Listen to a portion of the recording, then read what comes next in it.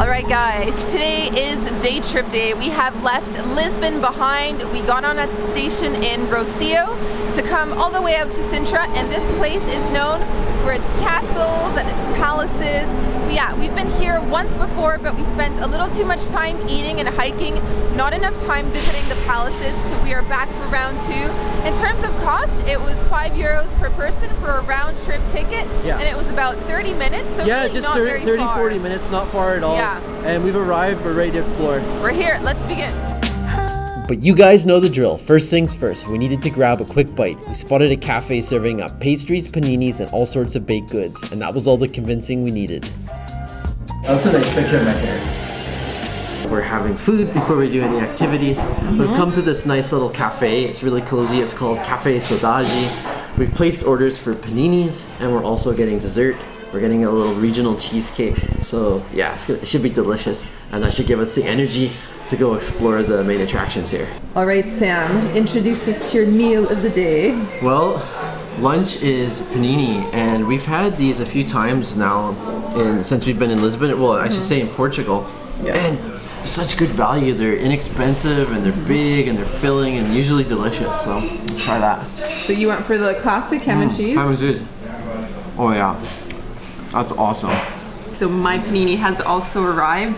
This one is called the San Antonio, and it came with sardines, goat cheese, lettuce, tomato, and a balsamic vinaigrette. I've already had a bite out of this one. It was so good.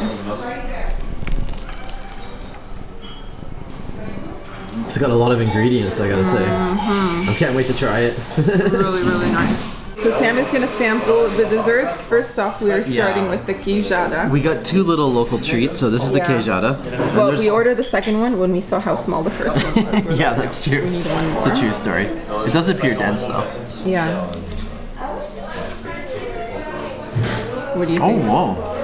That's so different than I would have imagined. Yeah, I was Doesn't taste expecting like cheese. cheesecake. Tastes like super, like very cinnamony. Yeah. Yeah. Oh wow, overpowering like with the cinnamon, but it's very tasty. And then over here, we've got the. This one's called travesseiro. Yeah, it's coated in icing sugar. Yeah, and it's like a flaky pastry, and it's stuffed with an almond paste. Oh wow.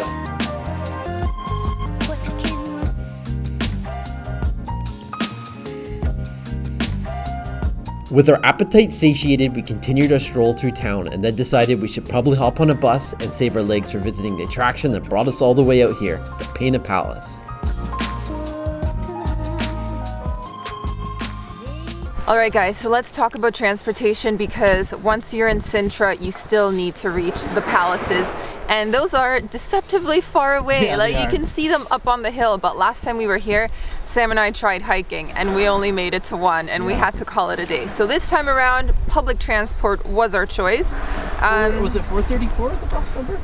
Yeah, it's bus number 434. These are the tickets, and we paid €5.50 per person for a round trip ticket. So that brought us up the mountain, and we're gonna take the bus down as well. So you do have the option. You have the option of hiking. There's a bus, Tuk-tuks. a local bus. There's tuk-tuks, and there's like one of those city sightseeing buses. So there's a plethora of options to get up here. But we took the public bus, and that would and we're glad we be did. the cheapest.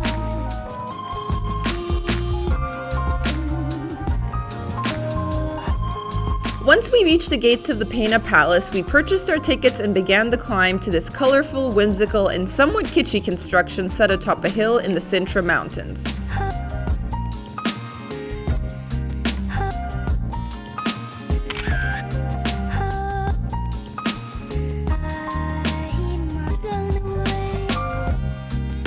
Though Pena Palace's history dates back to the Middle Ages, what you see today dates from the 19th century, with construction of the current castle completed in 1854. You may think that this place looks like a mishmash of different styles, and that's because Pena Palace is a Romanticist castle that was influenced by Gothic, Manueline, Moorish, and Renaissance architecture.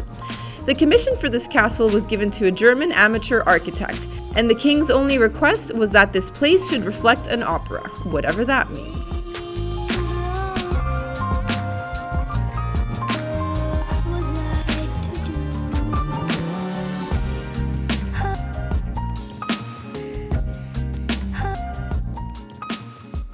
Alright guys, so we are now inside the palace. We've toured the outside, enjoyed the colors.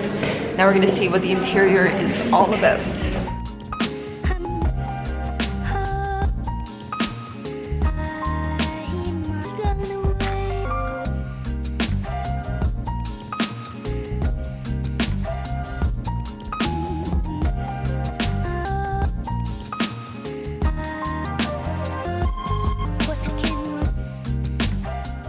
The tour of the interior of the palace followed a carpeted road that guided us through a chapel, bedrooms, dining rooms, living rooms, and a kitchen, all decorated with historical furniture to reflect how it would have looked when the Portuguese royal family lived here before their escape to Brazil during the Revolution.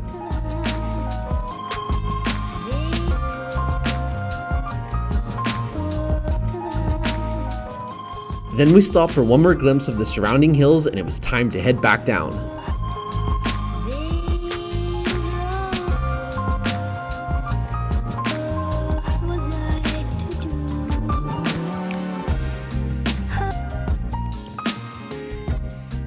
Well, we just finished touring Pena Palace. Let's talk about that. Yeah, we sure did. So it's deceptively large. So when you see it from a distance, like when you first arrive in Sintra, you think, oh, that's a pretty small attraction.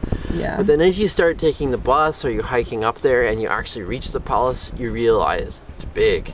And it takes quite a while to explore all of it on the exterior. And then there's also, you get to tour the inside of it as well.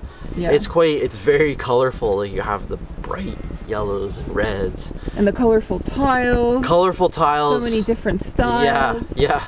It's a bit eclectic, really. Yeah, it really is. And you also get amazing views as well. And so it's the kind of attraction where maybe like before you actually arrive here, if you're coming from Lisbon, you think, oh yeah, I've got all the time in the world to visit here. Also go to the Moorish castle, also do some other things in the city. Yeah. But unless you arrive early in the day, it's pretty rushed. Because that takes a couple hours. To, you could easily spend anywhere from 1.5 to 3 hours here. Yeah, so. Exactly. And initially we were planning on visiting the Moorish palace as well, and we've realized there is no way that is happening. We're tired, but we'll put a link right up here because that was 2 years ago we did visit it. Yeah. And so you can watch that video if you want. All right, and now let's talk about the price. How much did we pay for this? The price was €11.50 for adults. My parents got a senior discount at $9 per person. And so for the 4 of us, it came to €41. It was good value because it's quite an impressive attraction. And yes, that's all we did in Sintra that day. Ate lunch, rode a bus, and visited one palace. We're not kidding about coming here for 2 to 3 days because there's way more to cover than you can on a day trip.